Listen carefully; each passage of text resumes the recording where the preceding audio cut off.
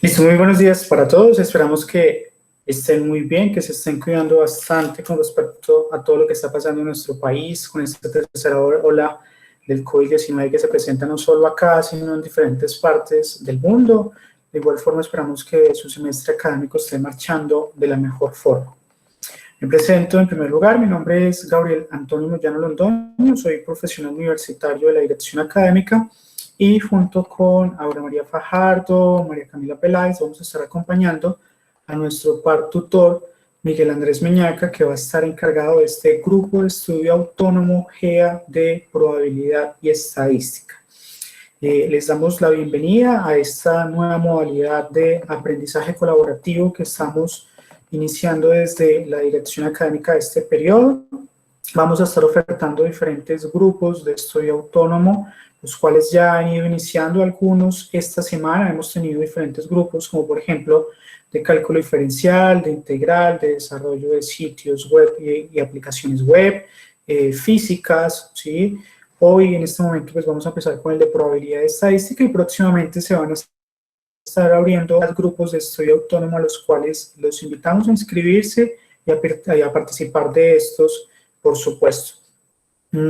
Unas pequeñas consideraciones es que en cualquier momento de este grupo de estudio autónomo van a poder solicitar o hacer uso de la palabra, bien sea levantando la mano, escribiendo por el chat o activando su micrófono, por supuesto. Y en el transcurso de este grupo también les vamos a estar compartiendo un formulario para el registro de la asistencia, la cual solicitamos diligenciar en el sentido de para posteriormente compartirles el material y la grabación de cada una de estas sesiones. No siendo más, le damos la bienvenida nuevamente. Miguel, buenos días, ¿cómo estás? El micrófono y el espacio es tuyo, por supuesto. Hola Gabriel, buen día y muchas gracias también por la presentación.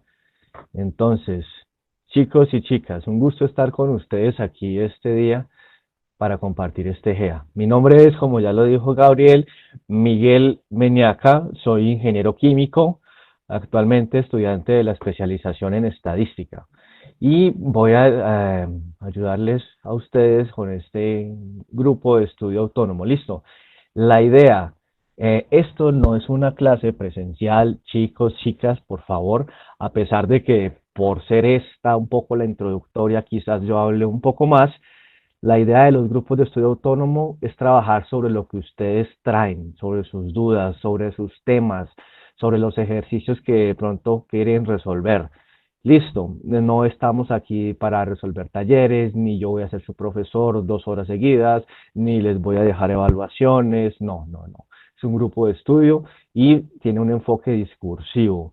En este caso de probabilidad y estadística. Entonces, lo digo para que intentemos hacer esto lo más participativo posible.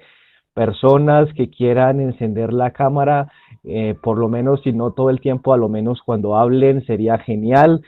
Pues yo soy su expositor un poco y para mí sería más agradable verlos de cuando en vez que de pronto las bolitas de ahí del Meet que me aparecen. Listo.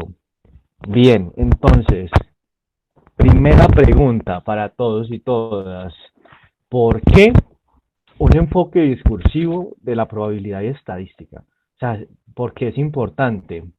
¿Me pueden contestar por el chat o abriendo el micrófono? Por favor, empecemos.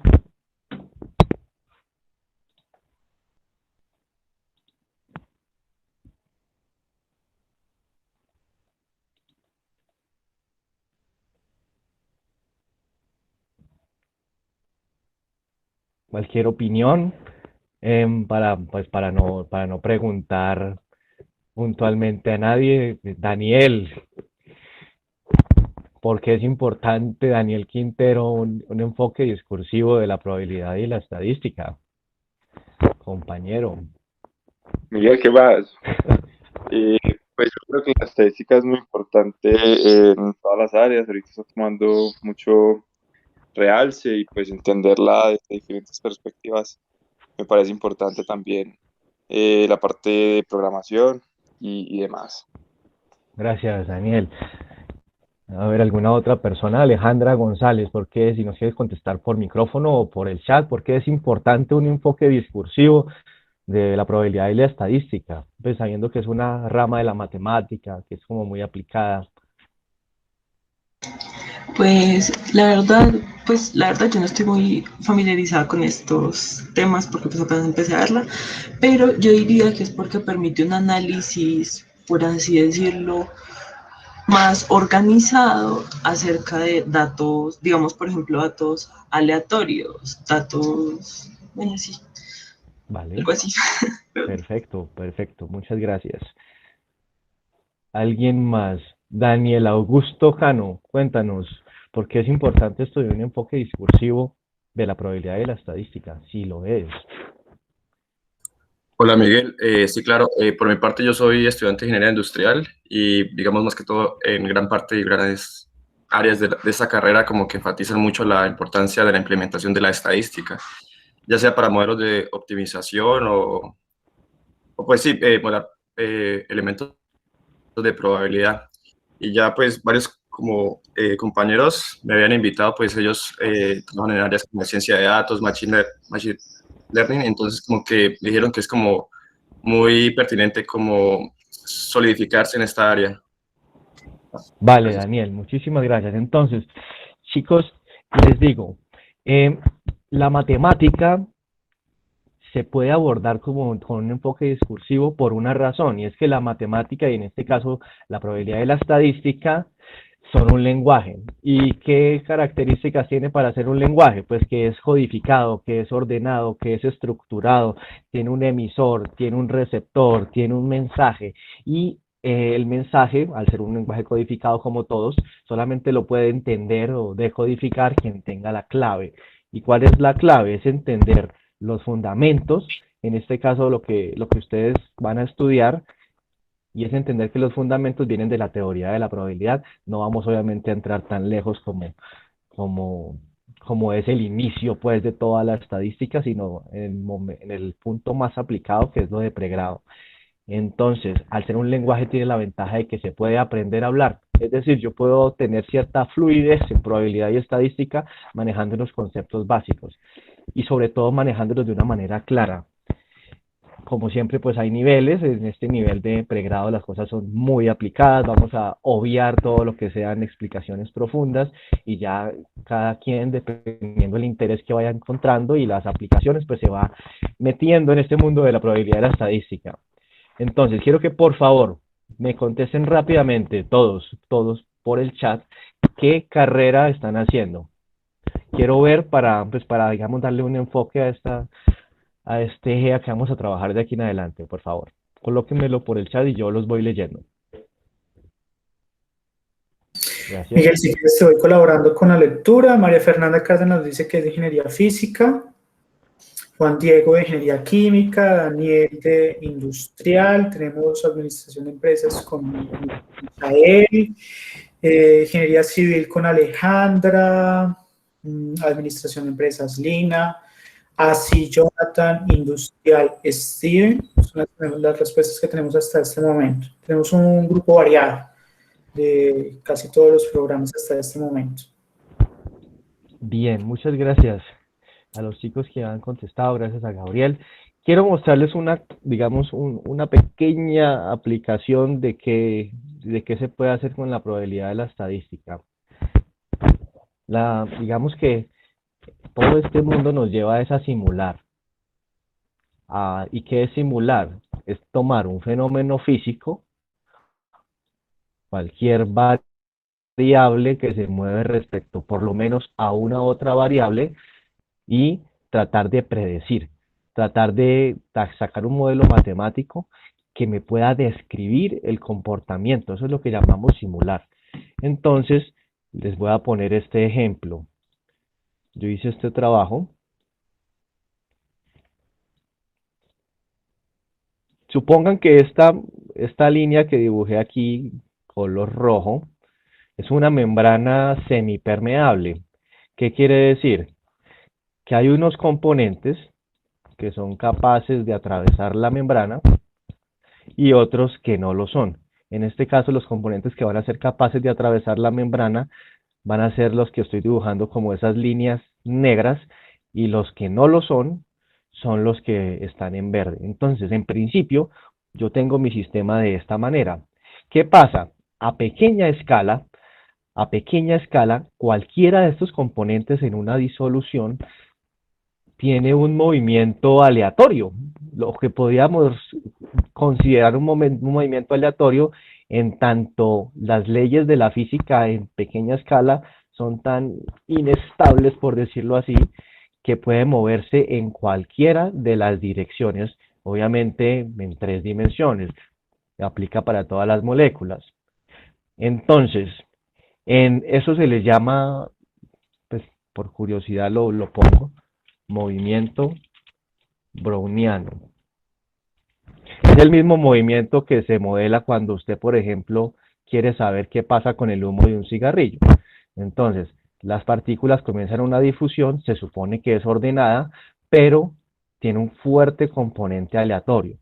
Entonces, ¿de qué depende el orden del cigarrillo o de qué depende el orden aquí de las moléculas? Pues que como todo en la naturaleza, veo los perfiles que me han dicho y seguro que creo que estoy hablando un lenguaje común para todos. Como todo en la naturaleza, pasa de donde hay más cantidad a donde hay menos cantidad.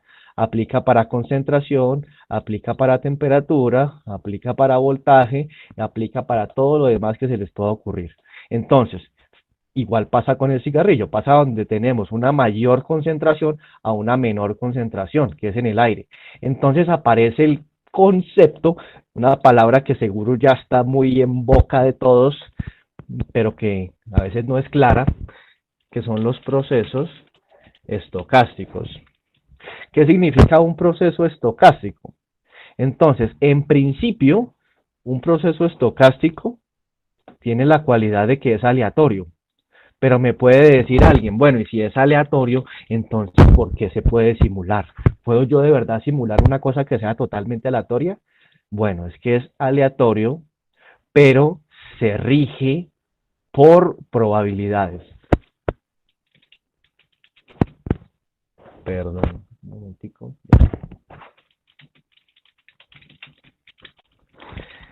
Entonces, eso es un movimiento o un proceso estocástico. Cualquier cosa, cualquier fenómeno de la naturaleza, que de hecho podemos ver que son muchos, desde el vuelo de las aves, un cigarrillo, en este caso una ósmosis, como les voy a mostrar en la simulación, es un proceso que es aleatorio. Fíjense que en principio una partícula cualquiera se puede mover en cualquiera de las direcciones, pero se rige por una regla de la probabilidad, y en este caso la regla más sencilla es que va de más a menos. Recuerden, chicos, me pueden interrumpir en cualquier momento por el chat, yo estoy pendiente, tengo 2 pantallas, si me dicen algo los voy a leer, si abren el micrófono no se preocupen. Listo, entonces voy a mostrarles la simulación que hice respecto a esto y les muestro un resultadito. Perdón.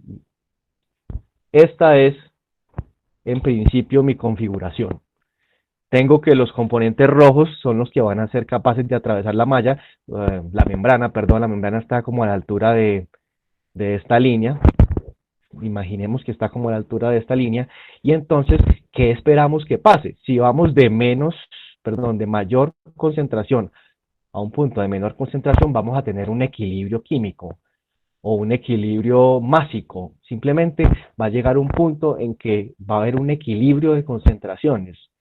Entonces vamos a darle aquí a la simulación. Miremos, bueno, quiero aclarar que esto es un dominio continuo. Entonces las partículas que están aquí a la derecha, cuando se mueven para la derecha, no se me pierden, sino que pasan por el otro lado. Es un dominio continuo, se puede modelar de otras maneras. Listo. Entonces yo comienzo a darle a mi simulación, y fíjense que el movimiento aleatorio de todas las partículas comienza a permitir la entrada de las partículas rojas en el dominio de las amarillas.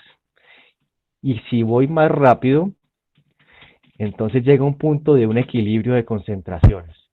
Esto, chicos y chicas, es la simulación de un proceso estocástico a partir de leyes de probabilidad. Esto es bidimensional, se puede extender a lo que ustedes quieran.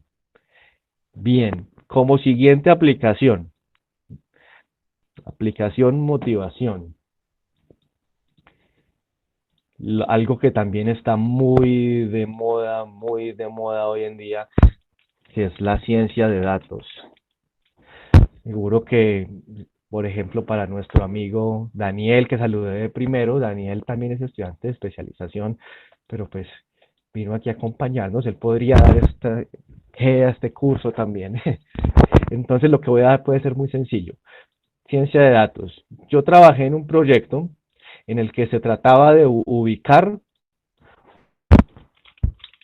una sucursal de un negocio en territorio mexicano. Entonces, ¿qué teníamos para poder ubicar una sucursal de este negocio en un territorio mexicano? Teníamos una encuesta que es de las mejores hechas del mundo, que se llama la ENIG, Encuesta de Ingresos y Gastos de Hogares Mexicanos. Y como el DANE de allá, el Departamento de Estadísticas, es la INEGI, Instituto Nacional de Estadísticas y Geografía. Creo que es así.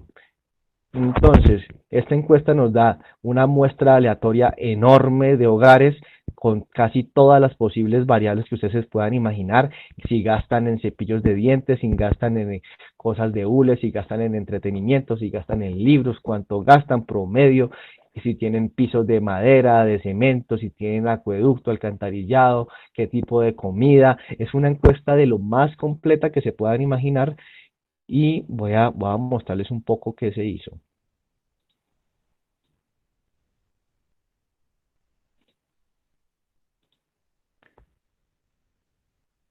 No, este aquí. Perdón, abrimos este.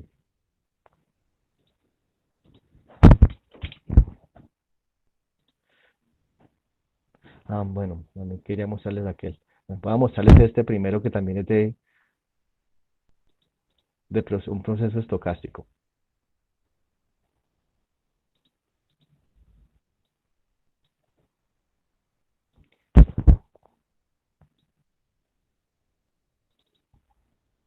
Es que se me demora abrir un poquito el cuaderno de Python, entonces quiero mostrarles este primero.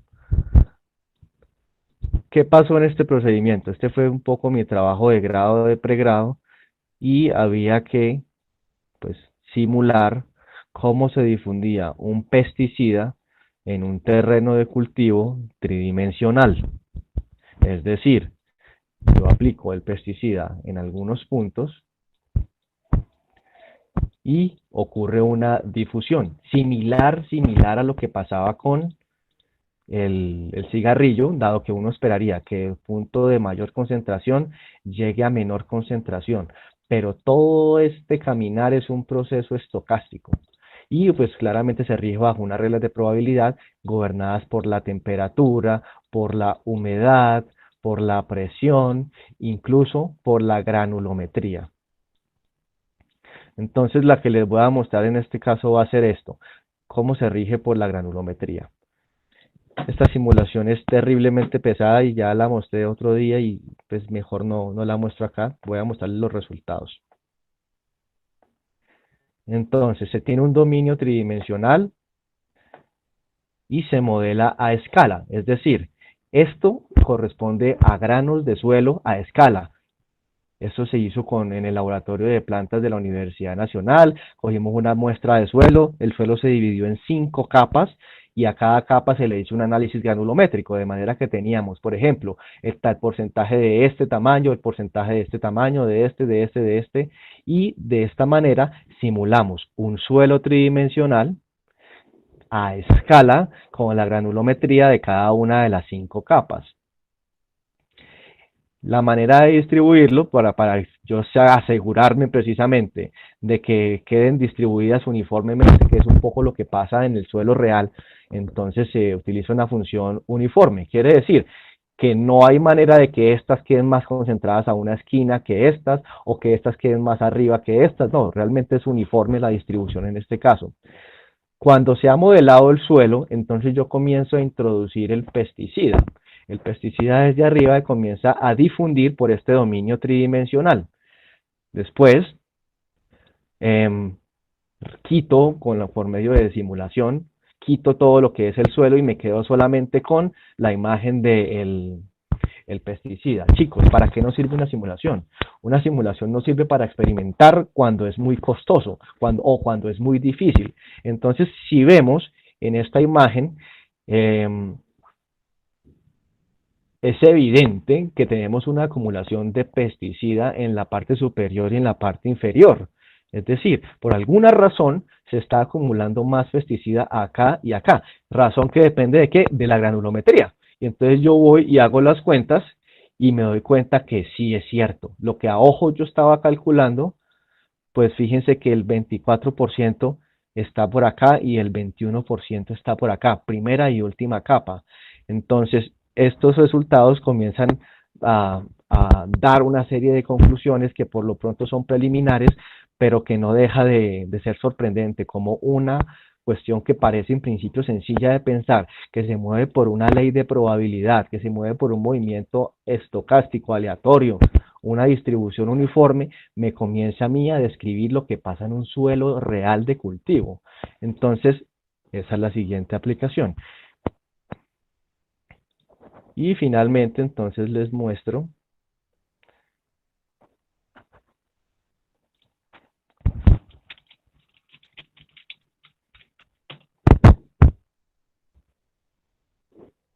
vamos a sacar un momentico.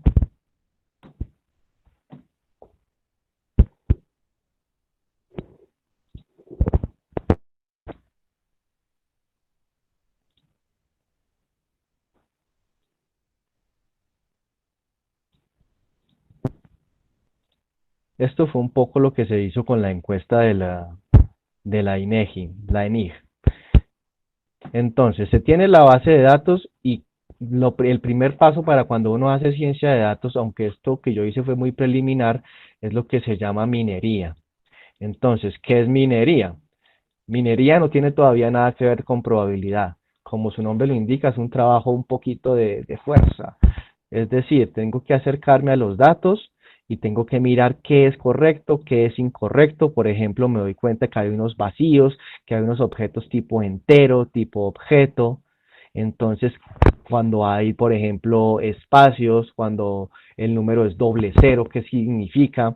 Me toca imputar. ¿Qué significa imputar? Que cuando yo tengo una lista de datos y alguno de estos es vacío, entonces yo tengo que decidir qué voy a poner acá. Y como no es un solo datico, porque puedo tener 800.000 datos, no me da para mirar columna por columna, digamos que sean 800.000 hogares entrevistados. Y a cada uno de estos hogares se le midieron unas 300 variables.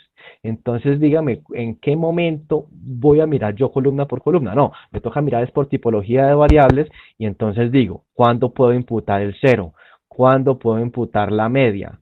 ¿Y cuándo puedo imputar la moda? Aquí es donde comienzan a aparecer los conceptos de estadística y donde comienzan a ser importantes. Por ejemplo, si la variable fuera estrato social, y pregunta para todos en el chat, menos para Daniel. Perdón, Daniel, por discriminarte. Si la pregunta es estrato social, y el estrato social va de 1 al 5, y me aparece que hay un espacio en blanco, ¿qué variable o qué, no dicho, qué hago con ese espacio en blanco?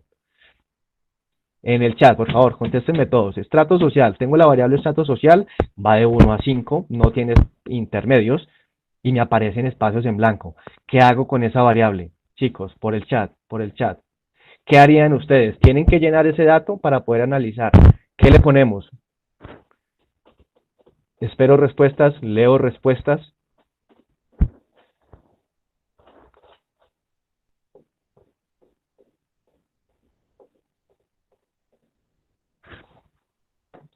El que más se repite, dice Michelle Steven.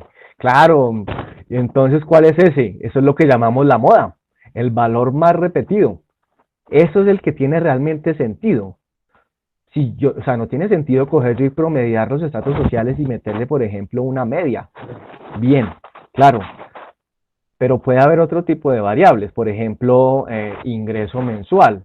Si fuera la variable ingreso mensual, entonces, por ejemplo, una buena medida sería la mediana. ¿Por qué la mediana? porque es que la mediana, si esto es la variable en el eje X es ingreso, y en el eje Y tengo la frecuencia, la mediana es la que me parte la mitad de la distribución, la que me toma el 50%. Entonces es una muy buena aproximación, me representa muy bien a la población. En cambio, la media en este caso, quizás no, porque mire que se ve muy afectada por valores extremos. Entonces, si yo tuviera una distribución acampanada, yo digo, ah, no, la media sí me sirve de estimador. Fíjense cómo aparecen entonces los conceptos que ustedes van a comenzar a ver, conceptos de histograma, concepto de media, mediana, moda, concepto de desviación estándar, y comienzan a ser prácticos para un proyecto tipo lucrativo. Entonces, luego de que se hace toda la minería de datos y yo ya cuadro que todo, me hago la limpieza de las bases, las combino, las pivoteo. Pivoteo es coger una variable que, por ejemplo, es, digamos que sea la variable ciudad. Y en la variable ciudad tiene el nombre de cada ciudad, digamos Manizales, Bogotá, etcétera. Así que si yo digo que voy a pivotear respecto a ciudad, y aquí tengo, por ejemplo, mi variable principal, que es el hogar, con su respectivo código de hogar, quiere decir que cada una de estos valores se va a volver ahora una variable. Es decir, pasan a ser columnas. Y aparece entonces, digamos aquí, Manizales, Bogotá, Medellín. ¿Y qué va a pasar? Que si este hogar es de Manizales, aquí aparece 1 y en el resto de ciudades va a aparecer 0. Esto es tremendamente útil cuando uno hace la regresión lineal y ya vamos a ver por qué. Entonces, ¿qué es una regresión lineal? Por ejemplo, yo quiero saber en el mapa mexicano, que para efectos prácticos va a ser un cuadrado, quiero saber en qué parte del mapa la gente gasta más en mi negocio. Digamos, en este negocio que se estudió, era un negocio de entretenimiento. Entonces, yo tengo todas las variables, como les dije, yo soy capaz de describir todos esos hogares, y tengo la variable Y, es decir, gasto en entretenimiento. Ustedes saben que un modelo lineal sencillo puede verse como mx más b, y si uno es más riguroso le puede poner un errorcito, es decir, qué tan desviado está del valor real, qué tan desviado está el modelo del valor real. Pero esto es lo que uno le enseñan. Bueno, pues también hay un modelo lineal, digamos, un poco más general, que yo puedo tener, digamos, un M0, puedo tener un M1 por la variable X1, digamos que sea tipo de piso, puedo tener, perdón, me equivoqué acá, otro parámetro, el parámetro M2, por una variable X2, si X1 era tipo de piso, X2 digamos que sea a nivel educativo, y así puedo tener n variables. Esto ya se vuelve un modelo lineal más general y es lo que yo voy a hacer. Entonces veamos qué pasó aquí con este modelo. Regresión lineal. Yo escogí unas variables que me parecieron importantes, las ajusté linealmente y me doy cuenta y aparece algo que ustedes van a ver hasta el cansancio después de la mitad de su curso de probabilidad y estadística. Voy a recortarlo para poder editar. Y es este valor, el valor P o el p-value que le llaman. Este valor, para efectos muy prácticos, es como el nivel de significancia y tiene que ser menor, empíricamente hablando, como siempre, menor a 0.05. Es decir, por ejemplo, esta variable que se llama const, tiene un p-valor bastante grande, lo que quiere decir que no es significativo sobre la variable y que estoy analizando. Pero, por ejemplo, miren esta, total de residentes es muy significativo sobre el gasto en entretenimiento. Total de mujeres, muy significativo sobre el gasto en entretenimiento, promedio de ingresos muy significativo, y así, recubrimiento del piso, para que vea usted. De manera que yo voy a tomar todas las variables de aquí que me resulten significativas y las voy a llevar a lo que estaba haciendo hace un momento, mi modelo de regresión lineal. Entonces, con esas variables, como yo acabo de calcular una regresión, pues ya tengo los parámetros. Pregunta para todos en el chat. Listo, ya tengo las variables más influyentes, ya tengo los parámetros. Asumamos que es una sola variable para poder dibujar. Es decir, eje Y, gasto, eje X, la variable. Listo, ya tengo el modelo de lineal. ¿De qué me sirve? ¿De qué me sirve en el chat, chicos? ¿De qué me sirve tenerlo? Ya resolví el problema. Ya sé dónde ubicar el negocio. Escucho, leo opiniones, abran sus micrófonos, escriban en el chat. Ya resolví, ¿qué me faltaría? ¿Están perdidos? ¿Está claro? Falta un paso, pero a ver.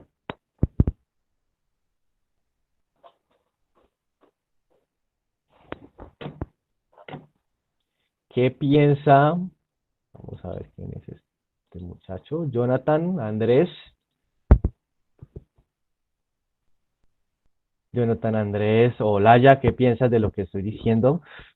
Ya resolví el problema. ¿Qué faltaría? Yo diría que falta definir las posiciones, ¿no? ¿Definir qué? Perdón. Las posiciones. Posiciones. ¿Cómo así? Cuéntame un poquito. Pues saber los valores correspondientes de M sub 0, M sub 1. Listo, bien.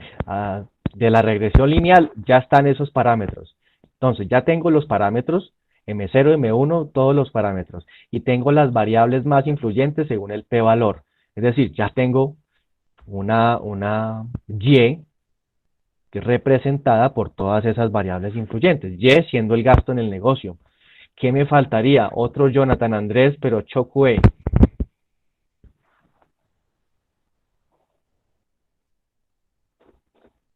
¿Qué me faltaría? O sea, ya puedo definir.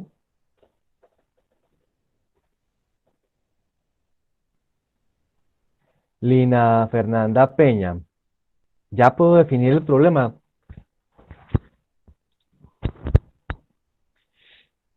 Michelle Steven dice simular cada variable, más o menos.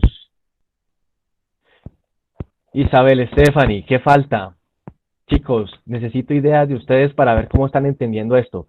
Díganlo correcto, díganlo errado, pero déjenme ver a ver qué están pensando.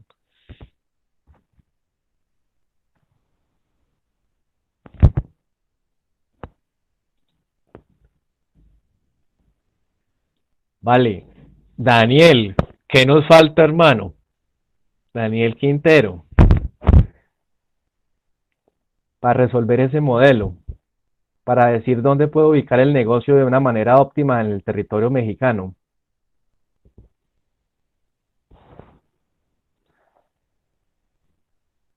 Sí, la predicción. Exacto, ya tengo el modelo con las variables que más influyen, ya tengo los parámetros calculados. ¿Cómo digo yo, ponga el negocio en esta ciudad? ¿Qué me falta hacer?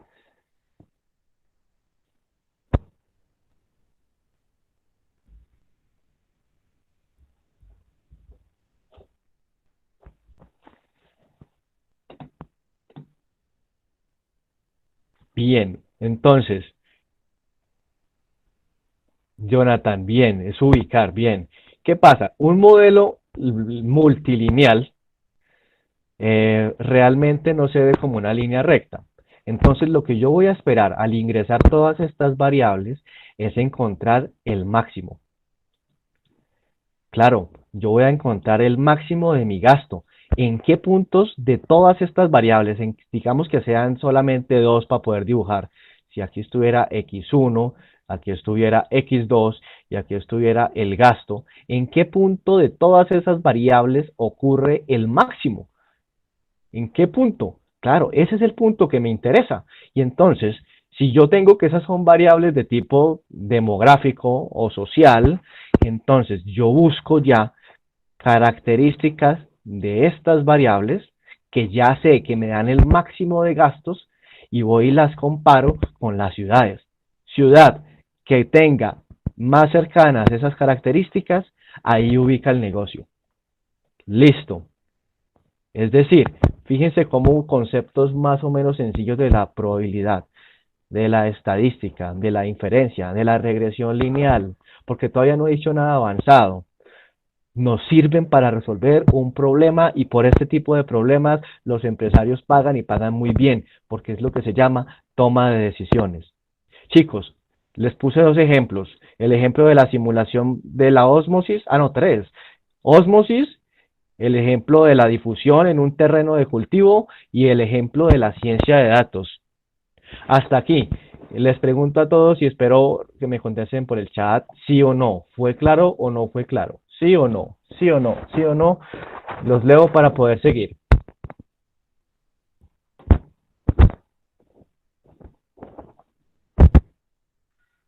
Pónganme ahí por el chat, por favor, para tener una retroalimentación por parte de ustedes.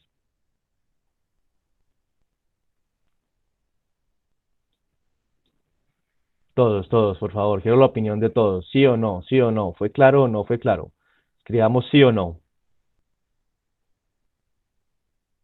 Si no escriben, pensaré que esta cosa fue terriblemente enredada y que lo que pasó fue que en vez de motivarlos, los desmotivó y dijeron que la probabilidad ya no es lo de ustedes, que esto para qué, que en qué mundo me metí. Entonces, por favor, sí o no, cuéntenme por el chat.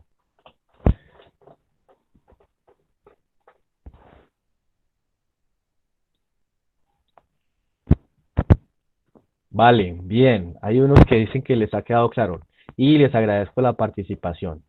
Entonces, pues sí, esto como un poquito de motivación. La idea es precisamente que sepamos que lo que estamos estudiando, principalmente en las carreras que ustedes me acabaron de mencionar, son carreras muy aplicadas, incluso en las matemáticas sigue siendo una aplicación, después, ¿sabes? Una de las ramas de trabajo son las aplicaciones. Entonces, chicos, les quiero preguntar, y bueno, necesitamos participación. Juan Diego levantó la mano, por favor, habla. Sí, yo tenía una pregunta. Es que pues, en el transcurso de toda la exposición vi que habían así cosas como MATLAB, Jupyter, o sea, mucha cosa de programación. Que, Sí. pues, en su caso, ¿qué tanto se utiliza programación para estadística? Bien, gracias por la pregunta. Sí, si los problemas fueran pequeños, si los volúmenes de datos fueran pequeños, uno hace estas cosas a mano. Sí, claro.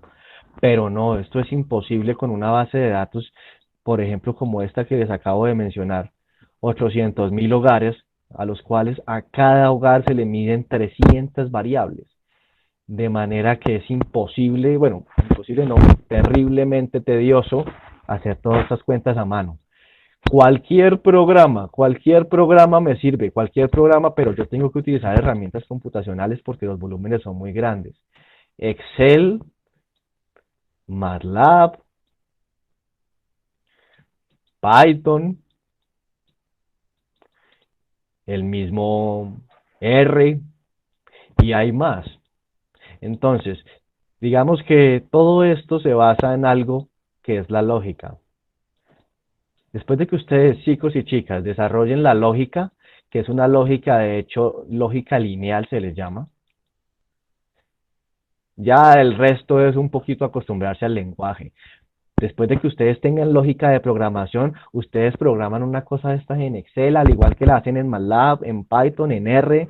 Así que los invito primero a que no le teman a la programación.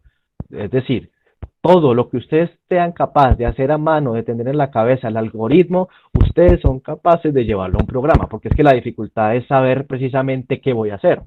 Entonces, no le teman a la programación. Y segunda invitación, vamos a tener en los grupos de estudio académicos unos grupos de MATLAB, unos grupos de Python, vamos a tener un grupo en ciencia de datos. Entonces, que se animen, que vayan, que pregunten, que aprendan, que la información está al alcance de todos hoy día. Yo voy a ayudar un poquito con MATLAB, quizás con Python. El personaje, el amigo que va a dar aquí ciencia de datos es un experto también, los compañeros. Entonces, por favor, están estas herramientas. ¿Sí contesté tu pregunta, Juan Diego? Sí, señor, muchas gracias. Listo. Sí, hay que programar. Perdón, creo que llegó un domicilio. Vamos a tomar un descansito de 10 minutos, por favor, y volvemos.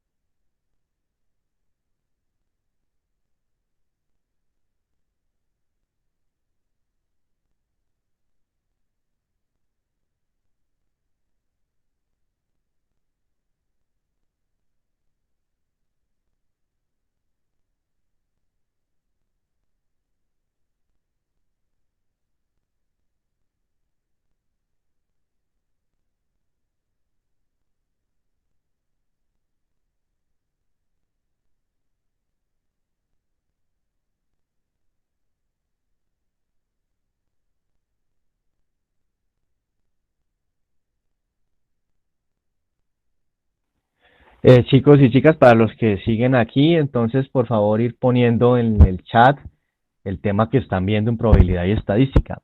Y el descanso, pues como les dije, 10 minutos, volvemos faltando 5 para las 11.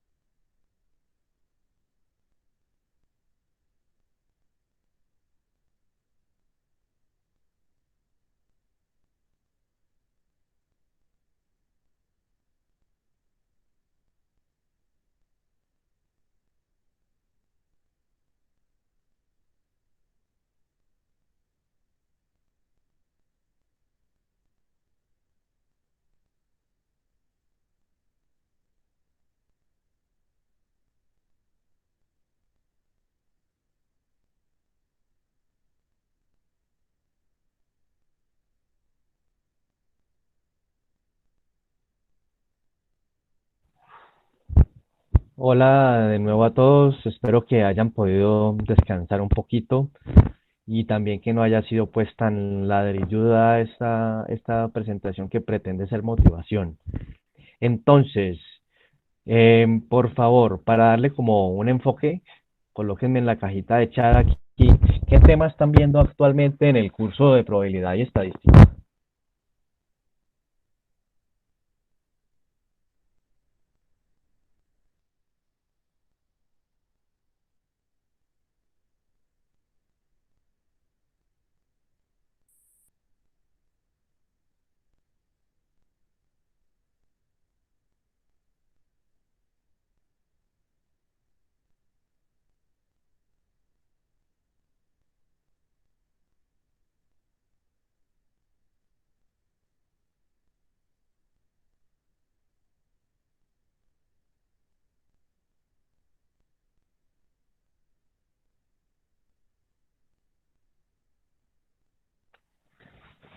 Bueno, compañeros, pues es importante esta información que les estoy solicitando, porque yo he visto que hay al menos dos maneras de dar este curso.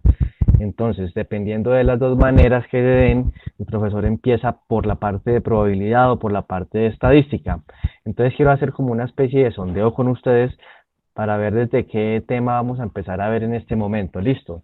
Entonces, es importante que me digan en este momento qué tema están viendo y me lo ponen ahí en el chat que yo los voy leyendo.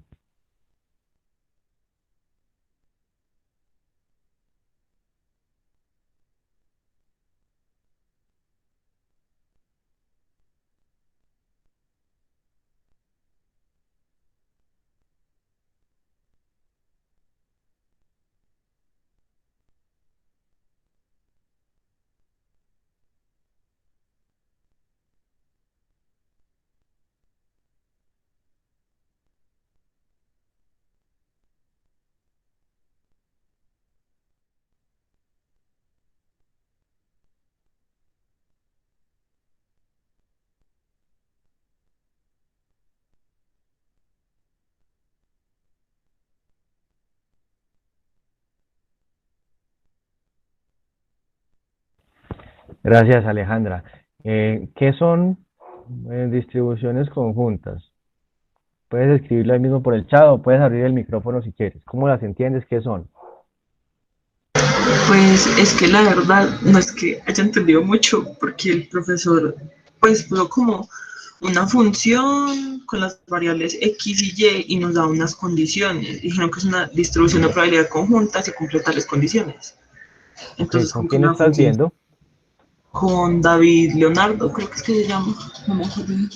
Vale, y más o menos recuerdas cómo empezaron el curso, digamos, primer tema y hasta cómo llegaron a estas distribuciones. Pues es que el primer tema, es que son tantos temas que él va muy rápido porque empezamos con tablas de distribución de frecuencias Sí. y con lo de las medidas de posición, se me olvidó cómo se llama, de A- apuntamiento creo. asimetría, sí, forma. Sí, las medidas de dispersión, entonces la varianza y así. Y luego empezamos con lo que es la probabilidad. Y vimos teorías de conjuntos y ahora Ok. vamos en esta distribuciones conjuntas. Pues variables Vale. aleatorias también vimos, distribución discreta de probabilidad Ajá. y vamos Distribuciones. en eso. Muchas gracias. Solamente discretas, ¿eh? Continuas no han visto todavía. No, continúa todavía, no. Vale, bien, muchas gracias. Le pregunto a Jonathan Andrés Chocue, ¿qué estás viendo en probabilidad en este momento?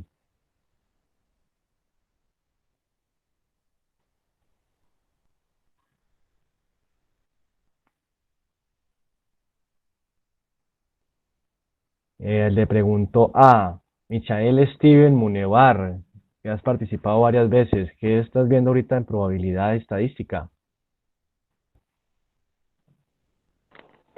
No, a mí también me pasa como un anterior compañero que comentó, es que estoy repasando los temas. La verdad es que me agrada mucho la estadística de la probabilidad, entonces por eso me inscribí.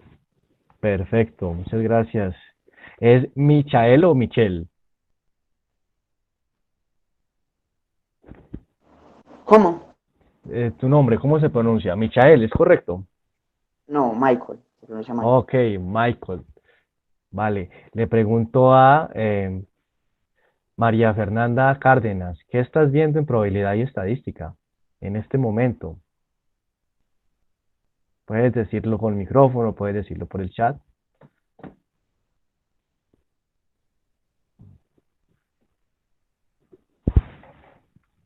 Sí, sí, María Fernanda Cárdenas, por favor. Ah, yo fui la que escribí más arribita que Ah, ya vi el ya, curso y estoy ¿ya lo aquí como viste? para repasar los temas y sí, yo ya lo vi. Vale, Verónica Rendón, ¿qué estás viendo?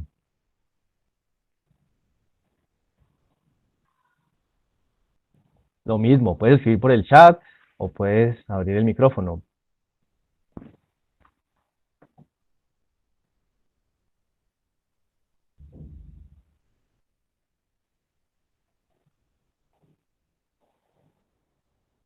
Diego Felipe Gallego, ¿qué estás viendo en este momento en probabilidad y estadística?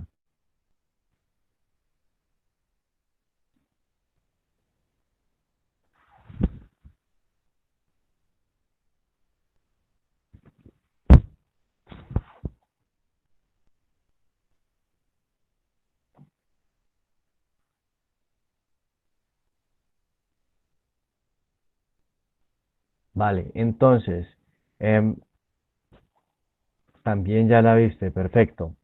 Veo que hay un interés entonces en las personas que están viendo este GEA, que quieren precisamente entender, recordar sobre la probabilidad y la estadística, seguramente por la cuestión de la ciencia de datos.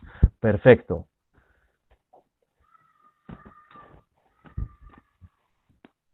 Voy a empezar entonces, asumiendo que todos están viendo más o menos los temas que me dijo Alejandra. Voy a empezar con ese orden de ideas. Sin embargo, chicos, a este punto, veamos que esta primera parte, la hora anterior, era una motivación. Y esta hora siguiente, pues voy a hacer una pequeña explicación de algunos temas y generalidades, pero por favor tengamos presente que esto no es una clase magistral. De manera que la participación es la clave. La idea de estos GEA es que yo pueda acompañarlos en los temas que ustedes me vayan pidiendo. Listo, entonces por eso quería saber en primer lugar qué están viendo justo ahora y al final les preguntaré sobre qué tema quieren que veamos el siguiente GEA, ¿vale? Entonces tener presente no es una clase presencial, la idea no es que yo les exponga el tema y ya, sino es participativo, es precisamente de retroalimentación, listo. Entonces, empecemos por el principio de todo. El principio de todo parte de lo que llamamos la población. De la población, como es muchas veces difícil, incluso imposible, conocer una población, yo tengo que sacar una muestra. Bueno, pues esa muestra, si la población tiene un tamaño n mayúscula, pues esta muestra va a tener un tamaño n minúscula, es decir, mucho más pequeña que la población, pero se supone que debe ser representativa. Entonces, ¿cómo hago yo para que sea representativa? Ya hace unos momentos vimos unos conceptos, o vimos un concepto en particular, que es el concepto de aleatoriedad. Este concepto es clave. Por ejemplo, supongamos que yo quiero saber la posición política de los ciudadanos de Manizales. Es decir, les pongo 4 o 5 candidatos en una ficha y quiero saber por quién votarían si las elecciones fueran el día de hoy. De manera que, como yo no tengo dinero y no tengo la facilidad de ir a entrevistar a todos los ciudadanos de Manizales, entonces tengo que tomar una muestra. ¿Y cómo aseguro que esta muestra sí represente a todos los ciudadanos de Manizales? Entonces, empíricamente, cuando uno hace análisis estadísticos, de hecho desde la ingeniería civil, ingeniería química, matemáticas, si se quiere, uno trabaja con un porcentaje del 20 al 25% de la población. Se supone que esto sería ideal. Es empírico, pero se supone que esto sería ideal. Sin embargo, la realidad es que a veces la muestra es tan grande que esta población es solamente, esta muestra, perdón, a veces la población es tan grande que la muestra no es sino un 5, un 10% o incluso menos.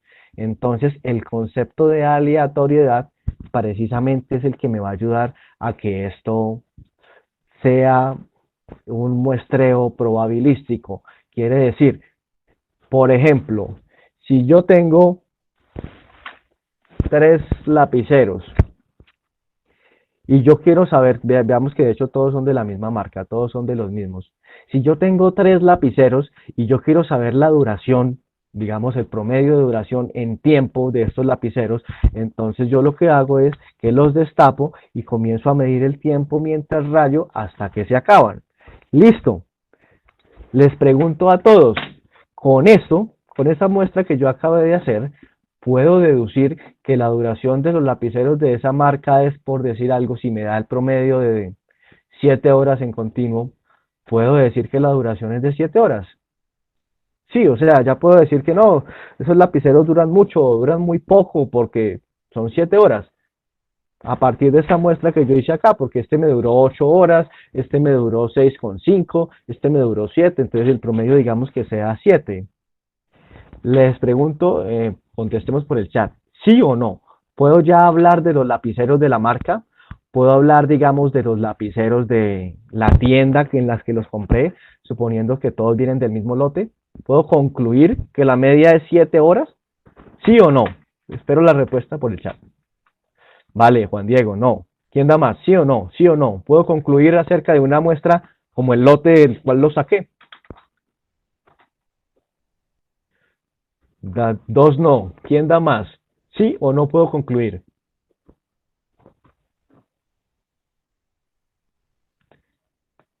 Las personas que ya han visto el curso, a ver, ¿sí o no puedo concluir?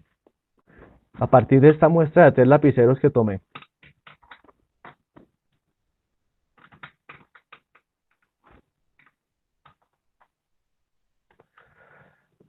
Vale, bien. Entonces, la conclusión en este caso, sí, la conclusión es que yo no puedo definir. ¿Por qué? Primero, porque yo no definí una población. Entonces, digamos que el lote de lapiceros contiene, vamos a poner un número chiquito, 100 lapiceros. Es decir, ¿dónde está mi población? Ni idea, yo simplemente fui por 3 lapiceros. Lo segundo, la muestra será aleatoria. Puede que no. Muy probablemente, como yo no estaba estudiando sino desde enero en adelante y los lapiceros son viejos, entonces los compré estos últimos días, suponiendo que aquí sea la variable tiempo. Es decir, me quedé sin medir todos los lapiceros que llegaron a la tienda antes de enero. Entonces, no hay aleatoriedad. ¿Cuál sería la manera correcta de hacerlo? Entonces, hay técnicas que me calculan este n. Con una de esas técnicas, que son técnicas de muestreo que ya veremos más adelante, digamos que me dé 7, y eso depende del tipo de distribución y todo.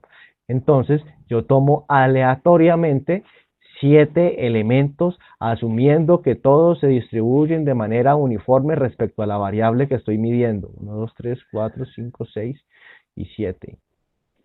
Eso sí, aunque sean 7 de 100, pueden ser menos, esto sí me estaría representando la población y sí podría yo concluir. Entonces, ¿por qué es importante diferenciar entre población y muestra? Porque yo puedo decir que la media de estos lapiceros es 7 horas y no me estoy equivocando. La cosa es que no me sirve para nada, porque todas las conclusiones estadísticas que yo saque de estos 3 lapiceros se las puedo aplicar única y exclusivamente a ellos. No las puedo extender. En cambio, si yo tengo un muestreo probabilístico, aun cuando la muestra a ojo parezca pequeña, yo puedo deducir de toda la población. Y esto es lo que buscamos por lo menos en esta primera parte, que es inferencia. Inferir es precisamente partir de lo conocido a lo desconocido. Concluir, comprobar hipótesis, ¿vale? Bien.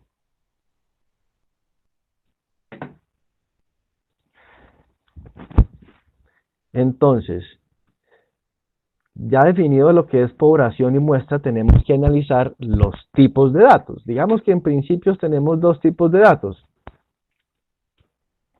Los cuantitativos y los cualitativos. ¿Por qué es importante definir tipos de datos? Porque es que estos dos tipos de datos se analizan de manera diferente. Por ejemplo, ¿cuál es la diferencia? Y les pregunto para que me respondan con sí o no, entre un histograma y voy a escribirlo en inglés porque se usa mucho, no me gusta mezclar idiomas, pero un histograma y un gráfico de barras. Entonces la pregunta es, ¿saben la diferencia? Y me contestan por el chat, sí o no, sí o no. ¿Saben la diferencia entre un histograma y un gráfico de barras? Leo sus respuestas.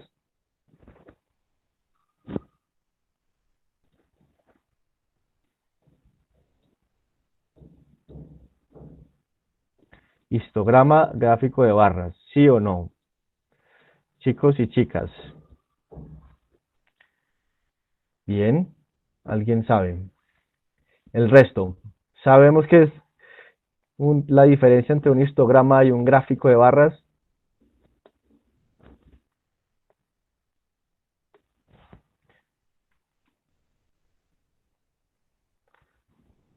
¿Vale? ¿Vale? Bien, Juan Diego, por favor, cuéntanos la diferencia. ¿Cómo la ves? ¿Cuál es la diferencia entre un histograma y un gráfico de barras? Bueno, gráficamente, pues el histograma tiene las barritas pegadas y pues ya conceptualmente el histograma se utiliza para cuando tenemos intervalos. Dame un ejemplo de un histograma, una variable que se pueda yo hacer un histograma. Por ejemplo, que digan la cantidad de peso, entonces que como la gente puede pesar 52 coma tanto, o sea, tiene muchos posibles valores, pues los pueden agrupar entre 50, 60, de 60 a 70 y así. Ok, entonces en el eje X iría el peso y en el eje Y iría ¿qué? La cantidad. La cantidad o llamémosle frecuencia, listo. Listo. Bien. Y en el caso del gráfico de barras, dame un ejemplo. ¿Qué variable puedo medir yo por gráfico de barras? Mm, Cantidad de habitaciones que tiene, pues, varias casas. Perfecto, muy bueno el ejemplo. Entonces, cantidad de habitaciones. Una casa puede tener una habitación, dos habitaciones, tres habitaciones y supongamos que en nuestra muestra solamente tienen hasta 5 habitaciones. Entonces, pongámosle acá, el eje X es número de habitaciones. Mientras el eje Y, digamos que lo mismo al anterior, va a ser frecuencia. Frecuencia es la cantidad que se repite, cantidad, ¿sí? Entonces, ¿qué vamos a ver? Que casas con una habitación tenemos una cantidad, digamos 3. Casas con dos habitaciones, entonces tenemos una cantidad, digamos 5. Con 3 habitaciones, con esta no tenemos sino 4. Esto es un gráfico de barras y esto es un histograma. Entonces, la diferencia está en que, por ejemplo, los gráficos de barras son muy útiles para variables de tipo discreto. Puede ser cuantitativo, discreto. Y también para tipos de datos tipo cualitativo. ¿Por qué? Porque yo aquí puedo tener características. ¿Qué puede ser características? Color de pelo de las personas en un salón de clase. Entonces tengo color de pelo negro, café, morado, azul y pino tinto. Puedo contar también de esa manera. Y los histogramas sí nos los reservamos para datos de tipo cuantitativo continuo. Entonces aquí es cuantitativo, pero continuo. Por ejemplo, la variable que dio Diego, perfecto. El peso en kilogramos de una población. normalmente ese peso en kilogramos, no, uno no pesa 51 o 52 o 53, no, puedes pesar intermedios. Entonces, sí, de tipo continuo. Bien, entonces aparecen algunos conceptos. Conceptos que hay veces lo lían a uno en esos cursos de probabilidad. Por ejemplo, la frecuencia absoluta. Frecuencia relativa. Tengo la frecuencia absoluta, pero acumulada. Y tengo la frecuencia relativa, pero también acumulada. Entonces, primera pregunta para todos. Ahí vamos participando más y los invito a que sea más. Listo. Miremos que dar la opinión, digamos el sí o el no, es sencillo y a mí me retroalimenta para ver cómo enfoco esto, ¿vale?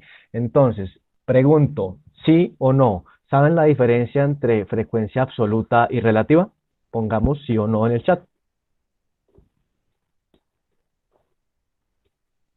Los leo. Vale, gracias. Opiniones. Necesito la opinión, sería ideal de todos.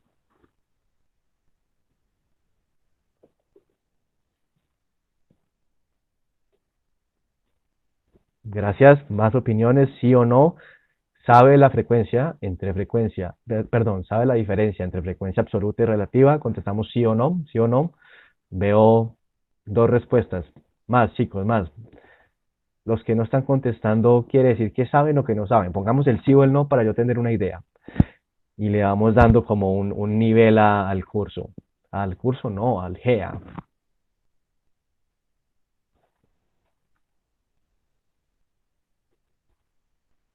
¿Vale?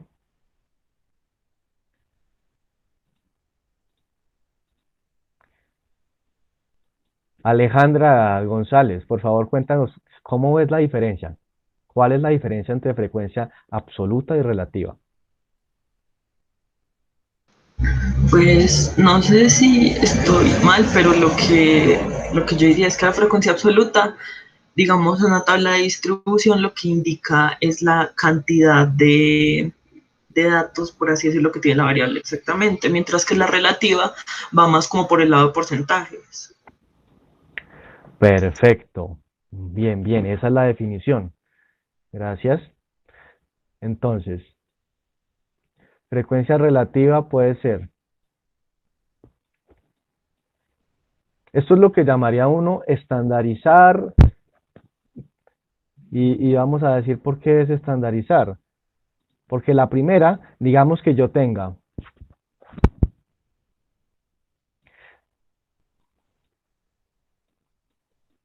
digamos que Manizales tenga 5 barrios.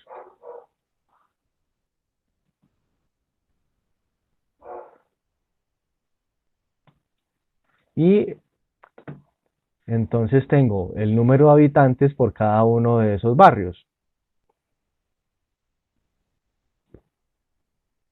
Sean los que sean. Esos números de habitantes, sin yo dividirlos por nada, eso es lo que se llamaría una frecuencia absoluta. Lo que Alejandra decía es correcto. Es simplemente la cantidad. Ya. Pero, entonces, la frecuencia relativa es cuando uno estandariza o cuando uno normaliza. ¿Qué significa estandarizar o normalizar? Digamos que Manizales es una ciudad de 380.000, si no estoy mal, de 380.000 habitantes. Esos datos para yo ponerlos acá o para yo ponerlos en un informe o para hablar de eso puede ser engorroso y puede que imaginariamente no me diga mucho, y si a mí me dicen 57.735, yo no soy capaz de por lo menos así rápidamente hablar de un porcentaje. Entonces, estandarizar es llevar a una escala que yo sí comprenda, es decir, la escala 0,1 o la escala porcentual. ¿Cómo lo hacemos? Entonces, si yo quiero llevarlo a la escala de fraccionario, Entonces, divido la cantidad objetivo entre el total. Ya, eso es todo. Si la cantidad objetivo es la cantidad del barrio 1, entonces yo digo, ¿cuánto es eso en fracción? Ah, pues entonces, el número de habitantes que hay en el barrio 1 sobre el total. Y si quiero llevar eso a porcentaje, pues es la misma frecuencia que está en 0,1, pero multiplico por 100. Voy a ponerlo en otro color para no confundir. Por 100. Y ya con esto, entonces llevo a porcentajes. Eso es lo que llamamos estandarizar. Llevar a una escala que sea más fácil de comprender. Listo. Siguiente pregunta. Para todos y para todas, espero su sí o su no por el chat. ¿Cuál es la diferencia entre frecuencia, digamos, absoluta, y frecuencia absoluta acumulada? Entonces, de nuevo, la pregunta es, ¿conocen sí o no diferencia entre frecuencia absoluta y frecuencia absoluta acumulada? ¿Los leo?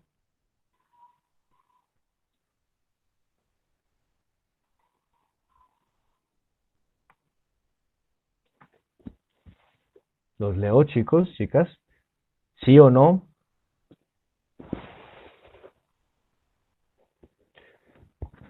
Aprovecho mientras tanto, mientras espero sus respuestas, para decirles que hay que llenar la encuesta de asistencia. La encuesta de asistencia, pues primero, da evidencia de que ustedes estuvieron acá, es decir, que hicimos el trabajo. Y segundo, les sirve para que les lleguen los videos de estas presentaciones después y para que les siga llegando información. ¿Listo? Entonces, la pregunta para todos fue, ¿conoce la diferencia entre frecuencia absoluta y frecuencia acumulada? Por favor, sí o no, sí o no.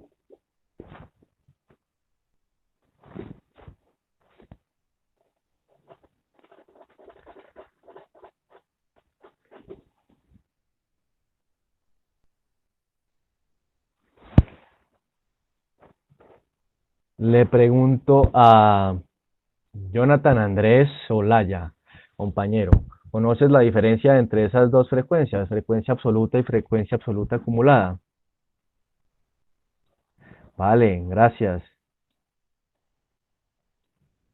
Le pregunto a el compañero también Jonathan Andrés Chocue, ¿conoces la diferencia? Frecuencia absoluta acumulada.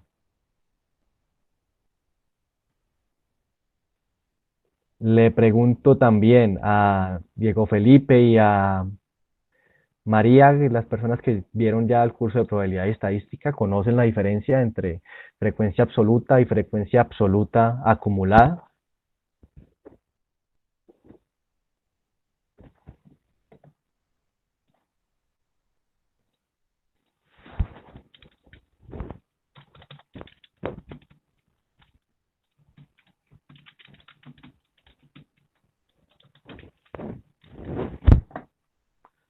Vale, entonces refrescando un poquito este concepto, así como decíamos que la frecuencia absoluta era sencillamente un conteo, entonces la frecuencia absoluta acumulada, como su nombre lo indica, es que tenemos que guardar ese conteo.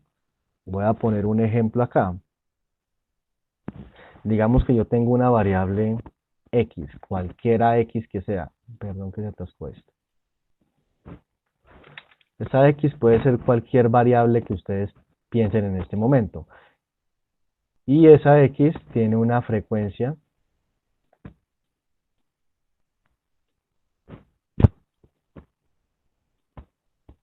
esto está como problemático.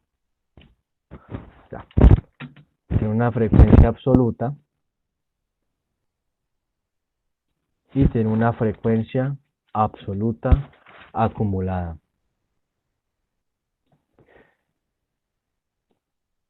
Digamos que sea X en kilogramos.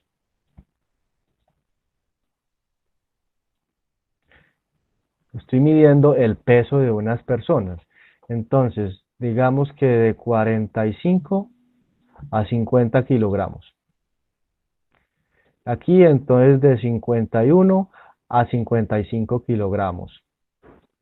Aquí de 56, mire que lo estoy haciendo de una manera discreta para hacerlo más sencillo, pero eso es una variable continua. Simplemente la cuadré por intervalos. Depende también de mi población que yo pueda hacer esto. De 56 a 60 kilogramos y de 60 en adelante. Entonces yo tengo que para esa muestra, aquí tengo a 12 personas, a 15 personas, a 9 personas y a 7 personas. Juan Diego nos dijo que entendía la diferencia entre frecuencia absoluta y frecuencia absoluta acumulada. Entonces, Juan Diego, aquí en este primer valor, ¿qué va? Va 12, Exactamente, ¿por qué? porque es, por decirlo así, el valor de, o sea, como ir sumando en la frecuencia absoluta que damos, más o menos, por decirlo así. Exacto, entonces, mire que la definición de Juan Diego está bien. Vamos a sumar hasta esta línea primero. Eso es acumular, sumar. Y hasta esta línea yo lo único que veo es el 12. O sea, Juan Diego, que en la siguiente casilla que va. 27.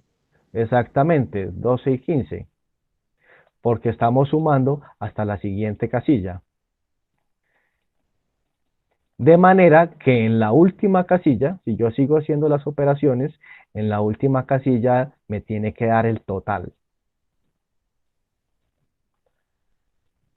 Ahora, esta frecuencia, mire que estamos trabajando en absolutas, pero también se puede trabajar en relativas.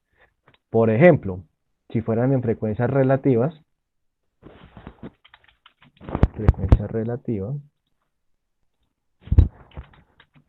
y frecuencia relativa acumulada,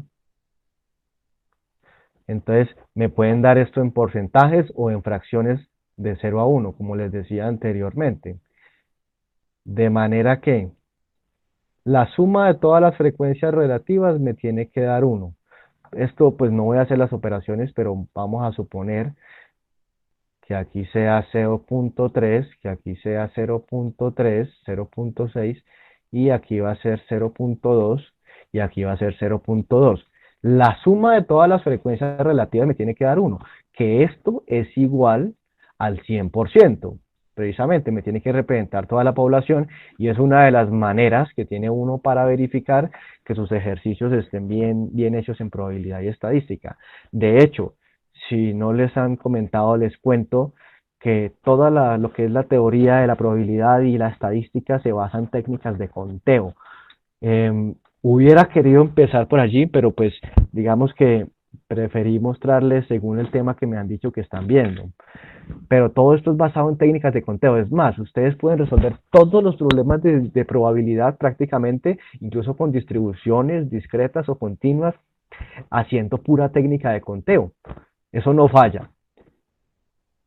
Y si fuera la acumulada, entonces lo mismo. Yo voy a mirar cuánto está acumulado hasta cierta línea. Digamos, hasta la línea de aquí o hasta la línea de aquí. De manera que ahora este 1 que me tiene que dar es en el último. Porque la última categoría me tiene que a mí agrupar todo. Por eso es que es acumulado. Es una manera de verificar. Si esa última categoría no me da a mí en frecuencia acumulada el 1 o el 100%, ya puedo decir que mi ejercicio está malo. Entonces antes de seguir me devuelvo y cuento. 0.3, aquí 3 y 3 sería 0.6, 0.8 y el 1 que es lo esperado, porque estamos sumando el 0.8 de la categoría anterior más el 0.2 de la categoría presente. Chicos y chicas, hasta este momento, ¿alguna duda de lo que se ha dicho? Pues ha sido de pronto lo primero con lo que se empieza en este curso, con lo que empezaron seguramente. Entonces, los escucho, los leo. ¿Dudas? ¿Sí o no? ¿Dudas? ¿Dudas? ¿Dudas? Contéstenme ahí por el chat o abran el micrófono o sugieran un tema. ¿Sí o no? ¿Dudas, chicos?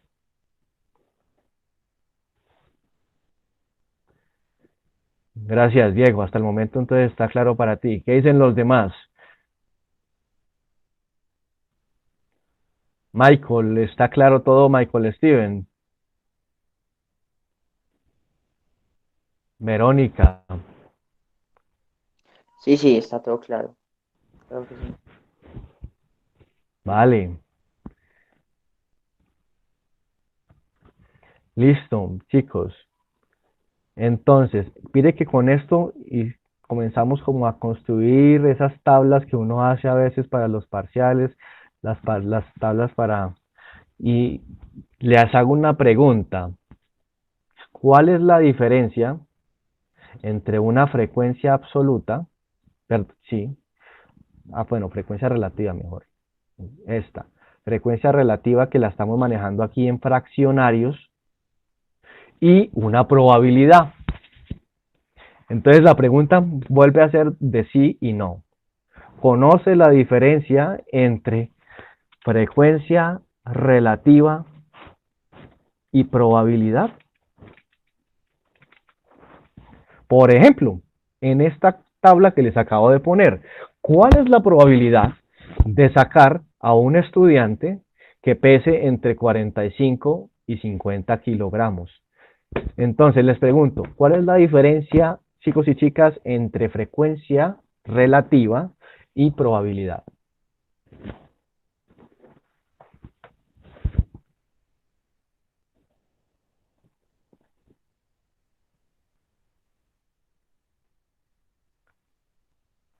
La compañera y el compañero que ya vieron el curso, ¿qué recuerdan de por allá? ¿Qué será frecuencia relativa y probabilidad? ¿O son lo mismo? O sea, si yo les pregunto la probabilidad de que un estudiante pese entre 45 y 50, ¿será 30% entonces? Para los dos chicos que ya vieron el curso. Y para todos, ¿cuál es la diferencia entre frecuencia relativa y probabilidad?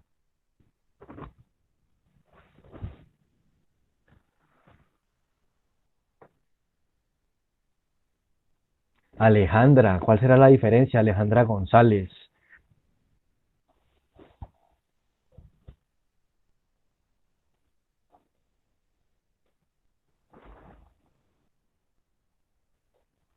Ok. Jonathan Andrés Chocue, ¿cuál será la diferencia entre frecuencia relativa y probabilidad? Si les pregunto precisamente por eso, por la probabilidad de que un estudiante pese entre 45 y 50 kilogramos, ¿será que es esa? ¿30% o 0.3 la probabilidad?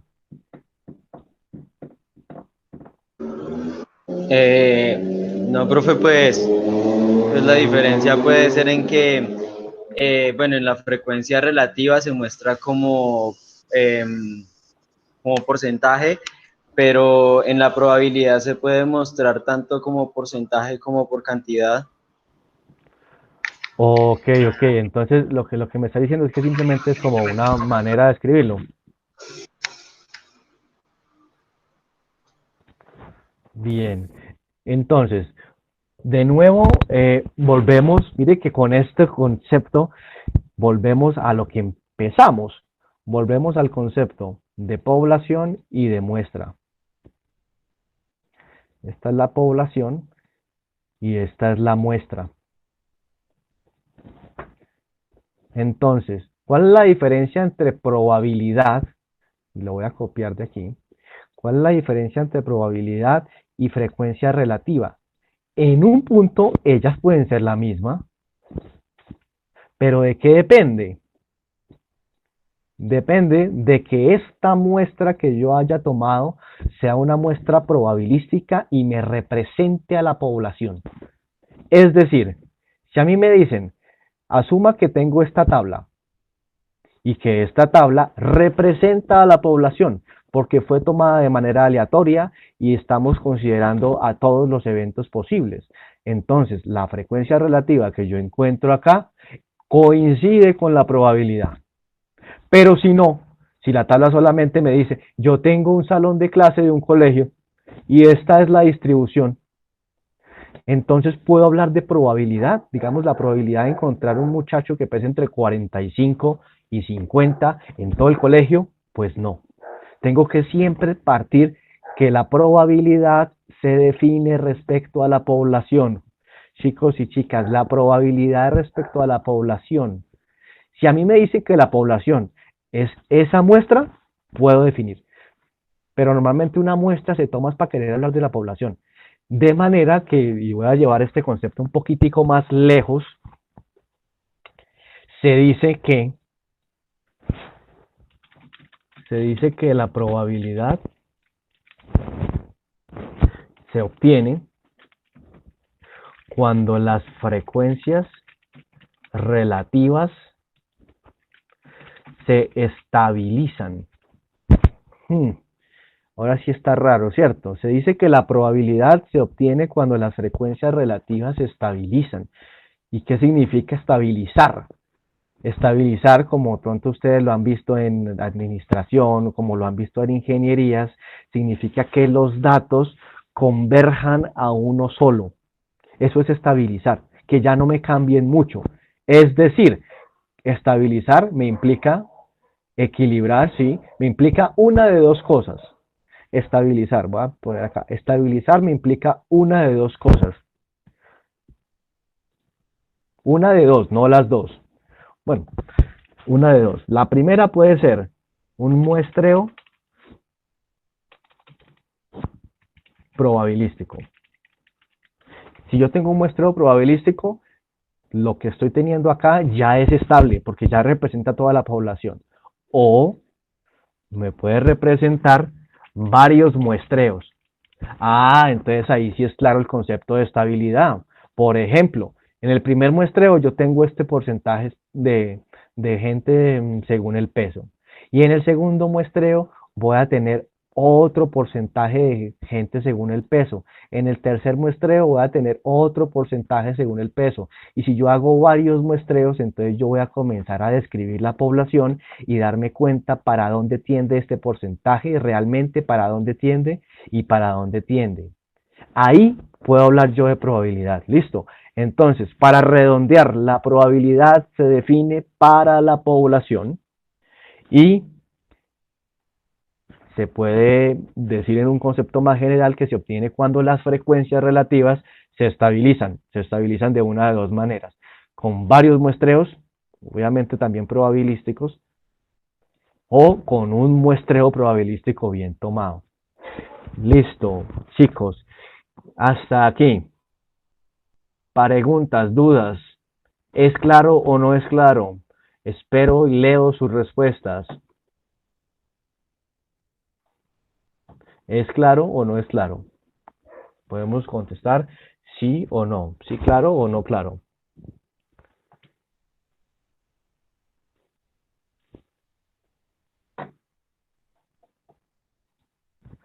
Y si no es claro, si no contestamos, entonces vamos y nos devolvemos. A ver, los leo pues a todos.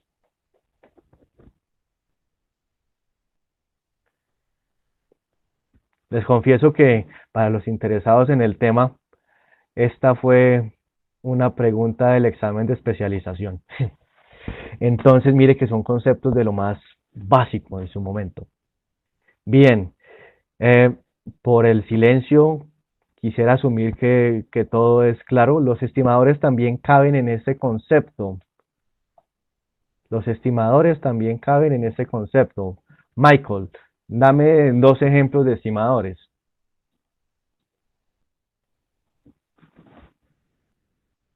Si quieres, abre el micrófono.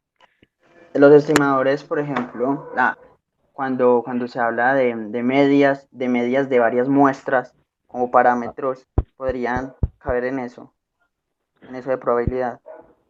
La media de varias muestras. Claro, totalmente. Entonces, si yo tengo para ese colegio, del que estoy hablando, un colegio hipotético, y tomo varias muestras, y esa pregunta es excelente, varias muestras de 10, pongámosle, no varias, pongámosle 15 muestras de 10, entonces, entre esas 15 muestras, quiere decir que yo voy a tener por lo menos 15 medias respecto a la variable que sea que esté midiendo, ¿cierto? Y entonces hay una cosa muy bonita que seguro que ustedes ya han escuchado, que se llama el teorema central del límite. El teorema central del límite me dice que, suponiendo que este es el número de muestras,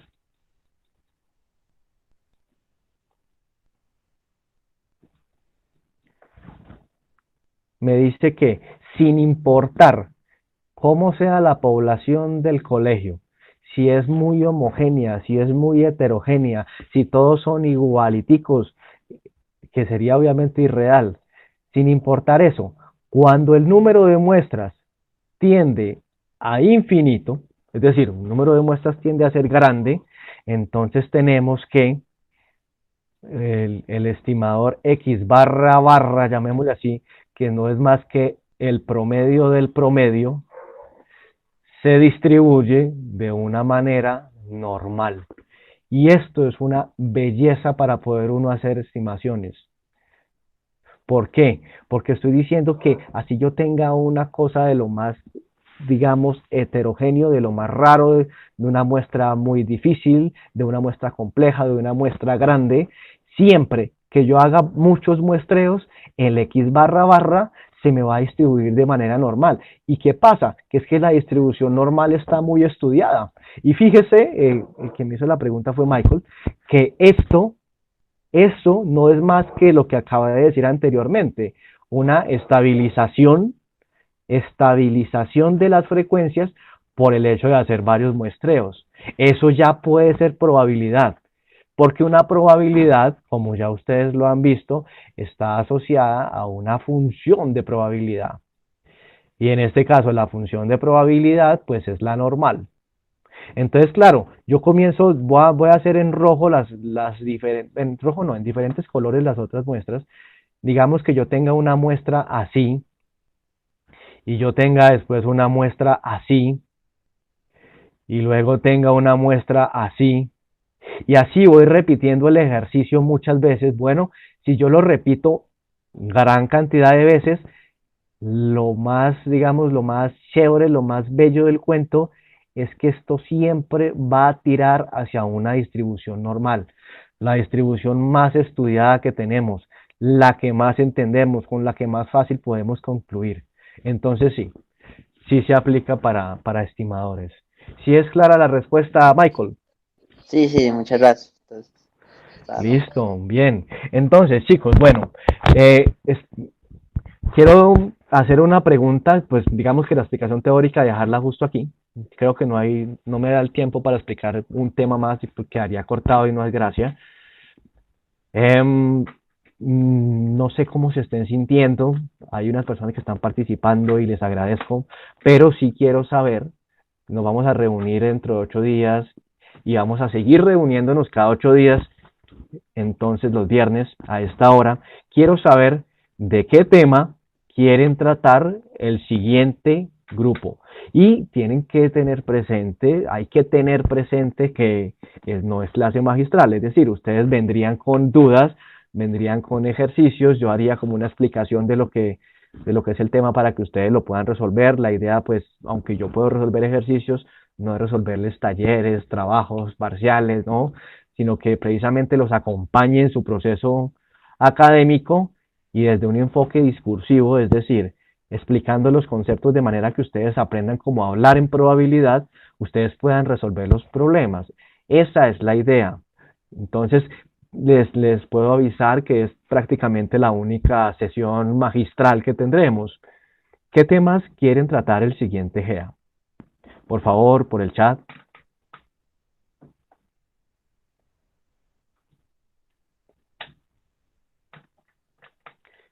Las personas que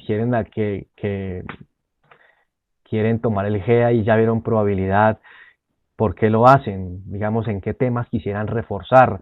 Las personas que están viendo probabilidad, ¿cuál es el siguiente quiz? ¿Cuál es el siguiente parcial que viene? ¿Qué es lo más difícil que ha dicho el profesor? Pongamos esos temas para yo enfocar la siguiente sesión. Los leo, chicos, los escucho.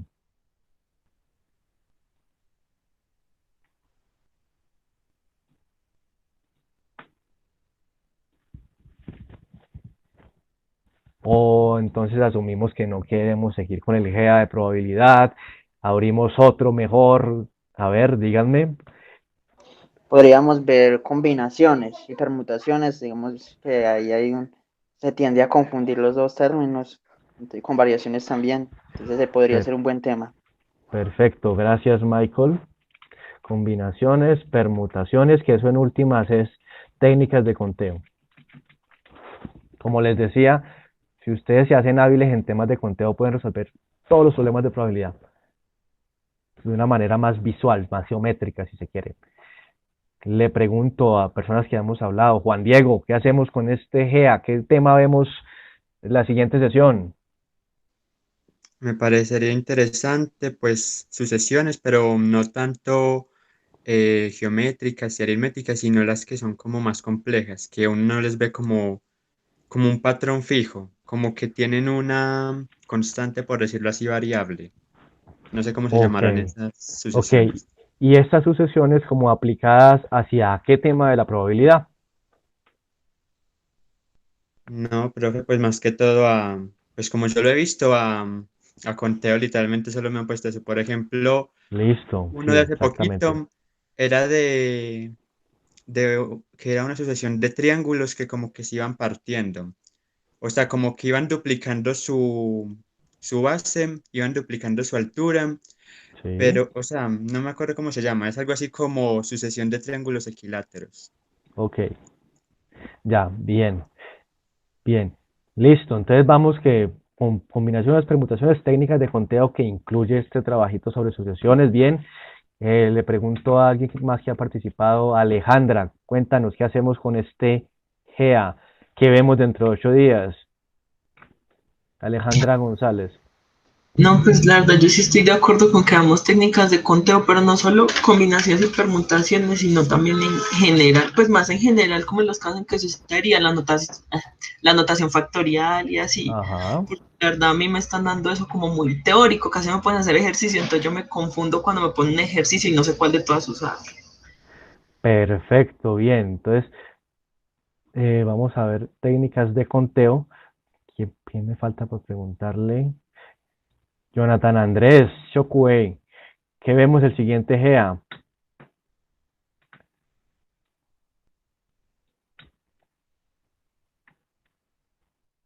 ¿Qué opinión te merece? Puedes escribir, puedes abrir el micrófono.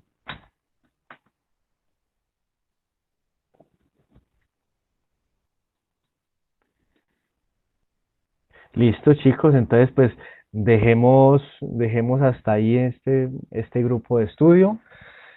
Les voy a dejar mi número de móvil y por favor, de material me sirve a mí que me envíen ejercicios, digamos, relacionados con esto, que no hayan podido hacer, que les hayan causado dificultad, y entonces los miramos dentro de 8 días. ¿Listo? Entonces dejamos por terminada esta sesión. Les agradezco mucho la participación, espero haber sido claro con ustedes y sobre todo que se motiven a este mundo de la probabilidad que a veces parece complejo, pero que es bellísimo. ¿Listo? Entonces, pues que tengan una feliz tarde ya. Bien, Miguel, muchísimas gracias por la presentación que acabas de realizar el día de hoy. Le agradecemos bastante, esperamos que haya sido también muy provechoso para todas las personas que han asistido a este GEA de probabilidad estadística. Nos estaríamos viendo, como lo menciona Miguel, dentro de 8 días, próximo viernes a las 10 de la mañana para seguir con la segunda sesión de este GEA. Los invitamos a que diligencien por favor el formulario de asistencia y a aquellas personas que estén interesadas en participar de otros grupos de estudio autónomo a que se inscriban a los demás que vamos a estar ofertando durante este periodo académico. Muchísimas gracias por su asistencia y su participación. Muchas gracias a ti, Miguel. Esperamos que estén muy bien. Muchas gracias. Vale, listo. Entonces, Michael nos dice una sugerencia y listo. Para la próxima se las traigo. Yo tengo ese PDF. Entonces, miramos esas preguntitas que son algunas muy básicas, pero precisamente por eso son importantes. Listo. Entonces, feliz tarde, chicos y chicas. Que estén muy bien.